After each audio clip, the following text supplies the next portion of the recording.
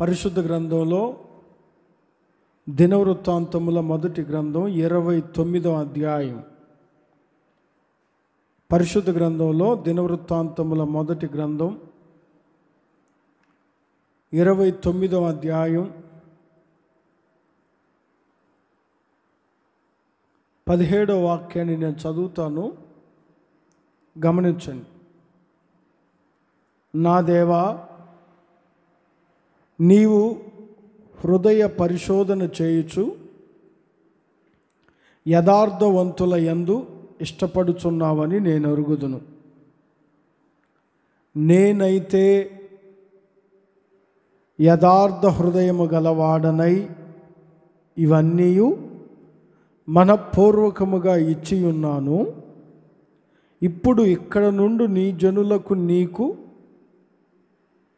మనపూర్వకముగా ఇచ్చుట చూసి సంతోషించుచున్నాను. భక్తుడైన దావీదు రాజుగా కొనసాగుతున్న సమయంలో ఒక దేవుని మందిరాన్ని కట్టాలనే ఆలోచన దావీదుకు కలిగినప్పుడు దేవుని మందిరానికి అవసరమైన అన్ని సామాగ్రిని సమకూర్చుచున్న రోజుల్లో చెప్పబడిన మాట ఇది. ఒక మందిరం కట్టాలంటే ఏమేమి అవసరతలు ఉన్నాయో వాటిని అన్నిటిని ముందుగానే తెలుసుకొని మందిరాన్ని కట్టుటకు ధనమును, వస్తువులను, అవసరమైన పనిముట్లను సమకూర్చుచున్న సమయములో దావీదు చెప్పిన మాట, అక్కడ దావీదు ఒక మాట అంటారు చూడండి. నేనైతే యథార్థ హృదయుడనై. వ్యక్తిగతంగా దావీదు దేవునితో చెప్తున్నారు. మిగతా వారి గురించి నాకు అనవసరం. నేనైతే యథార్థ హృదయుడనై ఉన్నాను. దేవునికి యథార్థ హృదయంతో ఇచ్చుచున్నాను. యథార్థముగా చెల్లించుచున్నాను. ప్రియమైన ఆత్మీయులారా, ఈ రోజుల్లో చాలామందిలో యథార్థత కరువైపోయింది. యథార్థమైన హృదయంతో జీవించలేకపోతున్నారు. భక్తి ప్రారంభ దశలో కొన్ని నెలలు యథార్థంగా ఉంటారు. భక్తి జీవితాన్ని ప్రారంభించిన కొన్ని నెలలు యథార్థంగా ఉంటారు. తరువాత వారిని వీరిని చూసి, ఆ ప్రక్కన ఉన్నవారిని ప్రక్కన ఉన్న వారిని చూసి యథార్థతలో పడిపోయి వాళ్ళే నమ్మకంగా లేరు, ఇక నేనెందుకు ఉంటాను, 15-20 సంవత్సరాల నుంచి వస్తున్న ఆమె యథార్థంగా లేదు, ఇంక నేనెందుకు యథార్థంగా ఉంటానని మన వ్యక్తిగత జీవితాన్ని ఒకరితో పోల్చుకొని యథార్థతను విడిచిపెడుతున్నాం. దావీదు అంటారు, నేనైతే యథార్థ హృదయుడనై ఉంటాను. ఒకరితో పోల్చుకోను, ఒకరిని చూసి మార్పు చెందను, ఒకరిని చూసి నా యథార్థత, నా నమ్మకమైన మనస్సు పోగొట్టుకోను. నేనైతే, ప్రియమైన ఆత్మీయులారా, వ్యక్తిగత సందేశముగా ఈ సందేశాన్ని మనం ధ్యానించగలిగితే, దావీదు అనే భక్తుడు ఒక్కడైనా యథార్థంగా ఎలా ఉన్నారో అలాంటి యథార్థత నీలో ఉండాలని దేవుడు కోరుకుంటున్నాడు.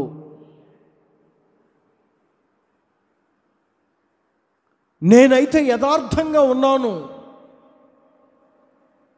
యథార్థంగా నడిపించబడుతున్నాను, యథార్థంగా జీవిస్తున్నాను.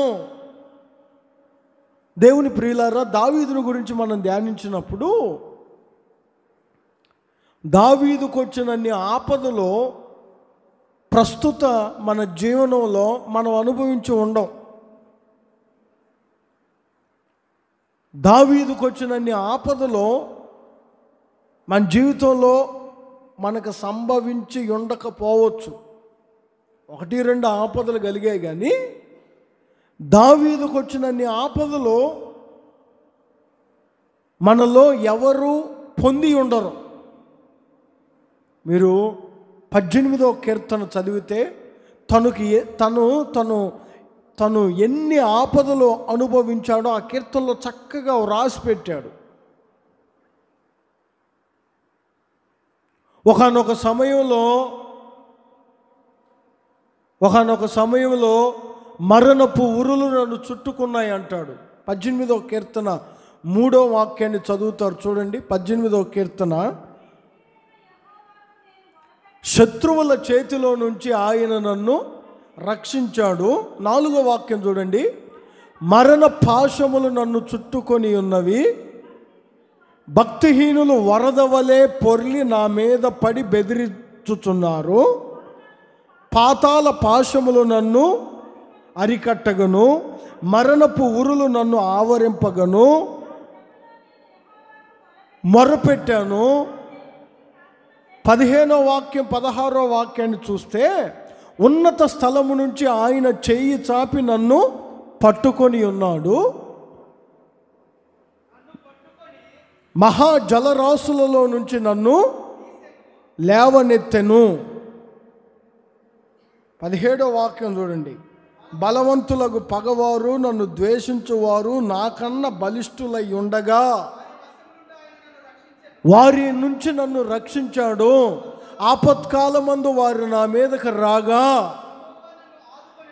నన్ను ఆదుకున్నాడు, నన్ను రక్షించాడు. ఈ మాటలన్నీ కీర్తనలో చక్కగా వ్రాశారు. ఒకానొక సమయంలో భక్తిహీనులు వరద వలె నా మీద పొంగారు. మరణపు అంచులోనికి నేను వెళ్ళాను.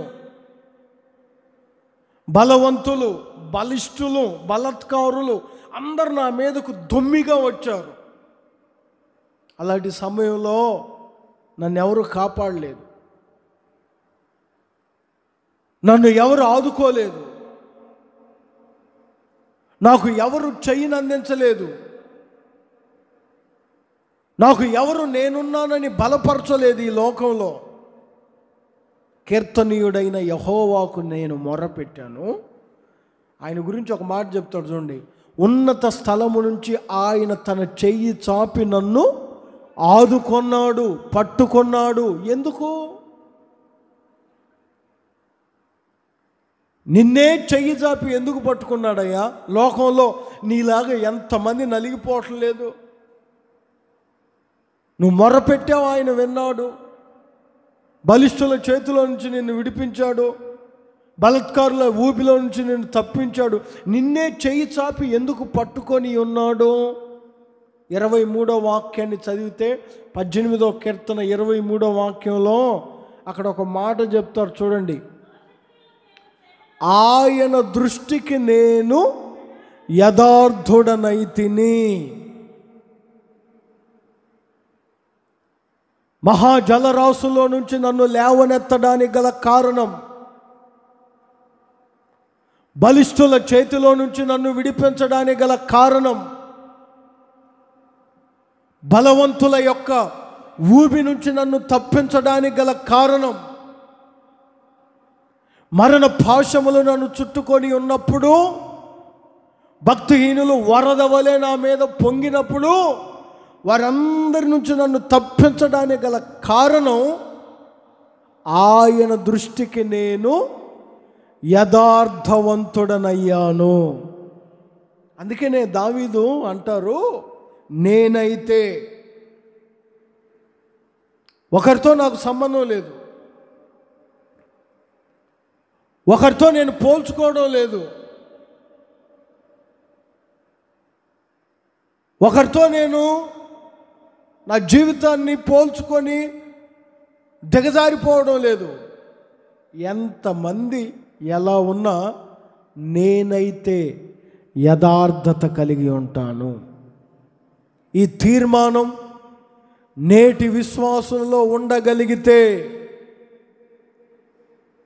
ఈ తీర్మానం నేటి సంఘాలలో ఉండగలిగితే, ఈ తీర్మానం నేటి క్రైస్తవ్యములో ఉండగలిగితే ఏ భక్తిహీనుడు నీ మీదకు రాడు.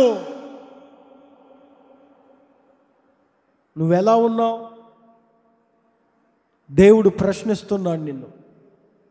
నువ్వు ఎలా ఉన్నావు? నేనైతే యథార్థవంతుడనై ఉన్నాను. ప్రియులారా, దైవజనుడైన పౌలు హెబ్రీ సంఘంతో ఒక మాట చెప్తారు. హెబ్రీలారా, మీరు ఇలా ఉండండి, ఇలా నడవండి. అక్కడ ఒక మాట, చక్కటి మాట రాయబడి ఉంది. 10వ వాక్యం, హెబ్రీలకు రాసిన పత్రిక 10వ అధ్యాయం 22వ వాక్యాన్ని చదివితే, హెబ్రీ పత్రిక 10వ అధ్యాయం 22వ వాక్యాన్ని చూడండి. అక్కడ రాయబడిన మాట,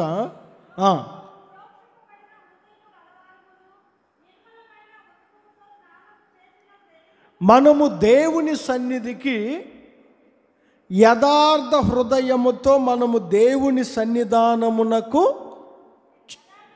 చేరుదుము. దేవుని యొద్దకు వచ్చుచున్న మీరు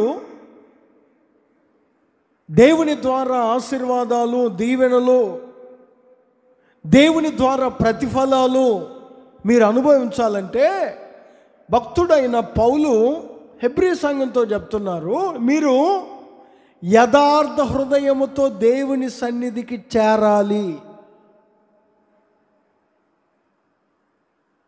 నువ్వు యథార్థత కలిగి ఉండాలి.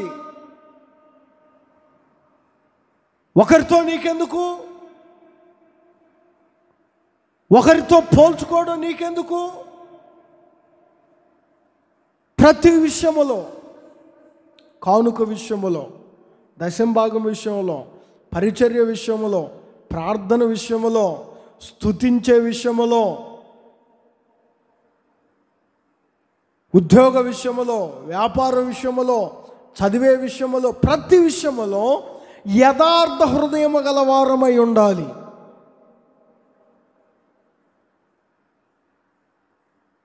భక్తుడు అదే మాట చెప్తున్నారు.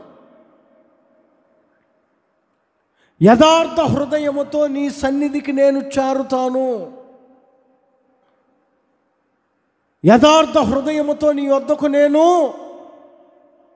చేరుదును. ప్రియమైన ఆత్మీయులారా, రోజున దేవుణ్ణి ఆరాధించే బిడ్డలముగా మనం యథార్థత కలిగి ఉన్నామా? మనల్ని మనం ప్రశ్నించుకుంటే, దేనిలో నీవు నమ్మకత్వాన్ని కోల్పోయావు? దేనిలో నీవు యథార్థతను విడిచిపెట్టావు? భక్తుడైన యోబు జీవితాన్ని మీరు గమనించండి. తన భార్య యథార్థత నుంచి దూరమై ఒక మూర్ఖత్వం కలిగి మాట్లాడుతుంది. ఒక మూర్ఖురాలు మాట్లాడినట్లు మాట్లాడుతుంది తన భార్య. అప్పటికీ తన కుటుంబస్తులందరూ, తన ఇంట్లో ఉన్న వారందరూ యథార్థతను వదిలిపెట్టారు. భార్య కూడా యథార్థతను వదిలిపెట్టింది. కానీ యోబు ఒక్కడే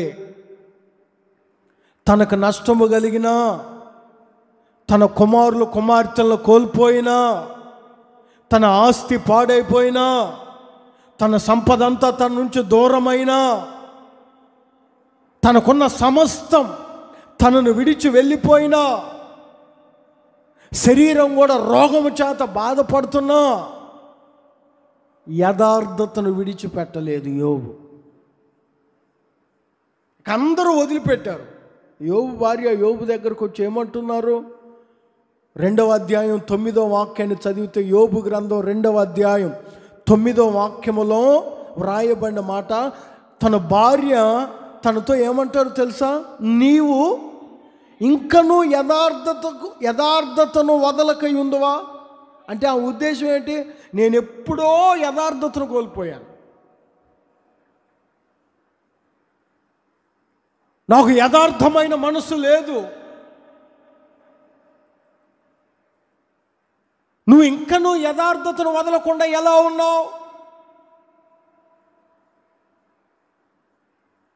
యోబు అలా ఉన్నాడు గనుకనే సమస్తమును కోల్పోయినా అంతకు రెట్టింపు ఆశీర్వాదాన్ని యోబు జీవితంలో పొందగలిగాడు.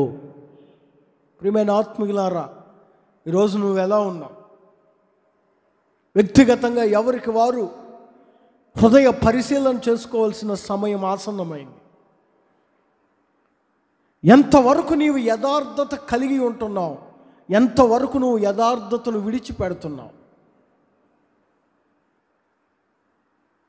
నీ చుట్టూ అపనమ్మకస్తులు కనబడతారు. యథార్థంగా లేని వారు నీ ఇంట్లోనే ఉంటారు. వారిని చూసి వీరిని చూసి, సంఘంలో ఉన్న వారిని చూసి వీరిని చూసి నువ్వు యథార్థతను విడిచిపెడితే, దావీదు అంటాడు, నేనైతే యథార్థ హృదయుడనై నేను యథార్థంగా ఉన్నాను. సామెతల గ్రంథం 11వ అధ్యాయంలో కొన్ని విషయాలు యథార్థవంతుల గురించి రాయబడ్డాయి. మీరు సామెతల గ్రంథం 11వ అధ్యాయం చదివితే నేను కొన్ని విషయాలు మీకు క్లుప్తంగా చెప్తాను. ఈ 11వ అధ్యాయం 3వ వాక్యం, 5వ వాక్యం, 6వ వాక్యాన్ని చదివితే కొన్ని మాటలు ఉంటాయి. చూడండి, 3వ వాక్యంలో యథార్థవంతుల యథార్థత వారికి త్రోవ చూపించును. 5వ వాక్యంలో ఒక మాట ఉంటుంది చూడండి, యథార్థవంతుల నీతి వారికి సరళము చేయును. 6వ వాక్యంలో ఒక మాట ఉంటుంది చూడండి, యథార్థవంతుల నీతి విమోచించును. నువ్వు యథార్థంగా ఉండగలిగితే, యథార్థతతో నువ్వు జీవించగలిగితే, యోబును ఎలా ఆశీర్వదించాడో దేవుడు ఇక్కడ చెప్తున్నారు చూడండి. యథార్థవంతుల యథార్థత వారికి త్రోవను చూపిస్తుంది. మార్గము తెలియక, మార్గ మధ్యలోనే ఎటు పోవాలో తెలియక, మార్గ మధ్యలోనే ప్రాణాలు కోల్పోయిన వారు ఎందరో మనకు కనబడతారు, సరైన మార్గములోనికి వెళ్ళలేక. కానీ నువ్వు యథార్థత కలిగి ఉంటే ఆ యథార్థత నీకు ఒక మార్గాన్ని చూపిస్తుంది. ఆ యథార్థత నీ త్రోవలను సరళం చేస్తుంది అంటాడు మరొక చోట. నీ ఎదురుగా ఎన్ని మెట్టలున్నా, నీ ఎదురుగా ఎంతటి అసాధ్యమైన ఎరుకో కోట గవడం లాంటి సమస్యలున్నా, నువ్వు యథార్థవంతుడు అయితే వాటిని సరళము చేసే శక్తి నా దేవుడు నీకు కలుగజేస్తాడు. ఇంకో మాట ఉంది, యథార్థవంతుల నీతి వారిని విమోచించును. యథార్థవంతులకు విమోచన కలుగుతుంది, ఒక విడుదలను పొందుతారు. యోబు బానిసత్వం ఎంతో కాలం లేదు.